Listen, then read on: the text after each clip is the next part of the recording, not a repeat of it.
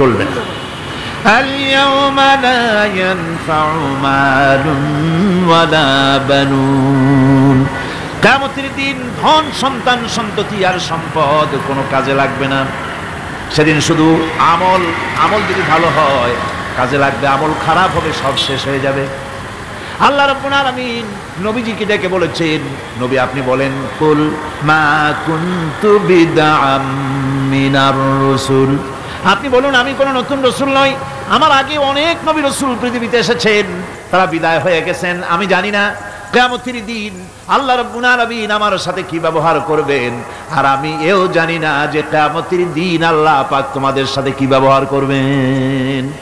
এই আয়াত নাযিল হওয়ার পর আল্লাহর হাবিব তার মেয়েকে ডাকলেন, জামাইকে ডাকলেন, নাতিদেরকে ডাকলেন, আহলে বাইতদেরকে ডাকলেন, আর বললেন, ও আমার মেয়ে কলিজার টুকরা ফাতেমা গো শোনো, কেবলমাত্র আয়াত নাজিল হয়ে গেল, আল্লাহ পাক আমাকে শোনাচ্ছেন কিয়ামতের দিন আমি জানি না আমার সঙ্গে কি ব্যবহার করা হবে, আর এও জানি না যে তোমাদের সাথে কি ব্যবহার করা হবে। ও আমার কলিজার টুকরা মেয়ে ফাতেমা, কিয়ামতের দিন মুহাম্মদ সাল্লাল্লাহু আলাইহি সাল্লামের মেয়ে এই হিসাবে তোমার নাজাতের ফয়সালা হবে না। ও আমার কলিজার টুকরা নাতি হাসান আর হোসেন, কিয়ামতের দিন মুহাম্মদ সাল্লাল্লাহু আলাইহি সাল্লামের নাতি হিসাবে ফয়সালা হবে না। ও আমার জামাই হযরতে আলী, কিয়ামতের দিন আমার জামাই হিসাবে নাজাতের ফয়সালা হবে না। আমল যদি ভালো হয় ফয়সালা ভালো হবে, জান্নাতে চলে যাবে। আমল যদি খারাপ হয় কার নাতি কার জামাই দেখা হবে না। সুবহানাল্লাহ, কঠিন কিয়ামতের মাঠ। এই পরকালের বিশ্বাস যদি কলিজার মধ্যে ঢোকে মানুষ ভালো হয়ে যাবে। কোন সুবহানাল্লাহ। আপনাদের দৃষ্টিতে পারবেন, কথার জবাব যে দিলেন না। পুলিশে কি মানুষের চরিত্র ভালো বানাইতে পারবে? পুলিশের চরিত্র ভালো বানাবে কেডা? সেটাই তো কথা। মানুষের চরিত্র যাতে ভালো থাকে, মানুষের জন্য খারাপ কাম না করে সেজন্য পুলিশ যাতে খারাপ কাম না করে সেজন্য আরো একটা ডিপার্টমেন্ট আছে না, তারা যাতে খারাপ কাজ না করে সেজন্য আর একটা আছে।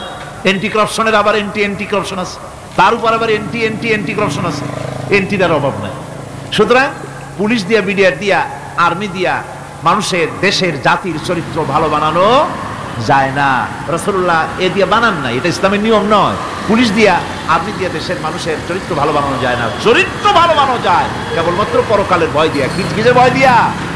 ওই যে মক্কার জীবনে ওই সমস্ত মানুষগুলি যারা চুরি করত, ডাকাতি করত, জিনা করত, বদমাশি করত, যারা শয়তানি করত, যারা মানুষকে খুন করত, এই মানুষগুলি এত ভালো হয়ে গেল, যারা চুরি ছেড়ে দিল, ডাকাতি ছেড়ে দিল, জিনা ব্যভিচার ছেড়ে দিল, এত ভালো হয়ে গেল, পৃথিবীর মধ্যে সেরা মানুষ তারা হয়ে গেলেন। জোরে বলেন সুবহানাল্লাহ। নবীর সাহাবীরা পৃথিবীর শ্রেষ্ঠ সন্তান, নবীর সাহাবীরা পৃথিবীর সেরা মানুষ, তাদের চাইতে সেরা মানুষ নবীদের পরে আর কেউ হতে পারে না। জোরে কোন সুবহানাল্লাহ। নবীর পরে পৃথিবীতে শ্রেষ্ঠ মানুষ কারা? সাহাবায়ে কেরাম রিদওয়ানুল্লাহি তাআলা আলাইহিম আজমাইন। ওনারা তো কুফরের মধ্যে ছিলেন, শিরকের মধ্যে ছিলেন, চুরি, ডাকাতি, জিনা, ব্যভিচার এমন কোনো পাপ নাই যা করা হয়নি।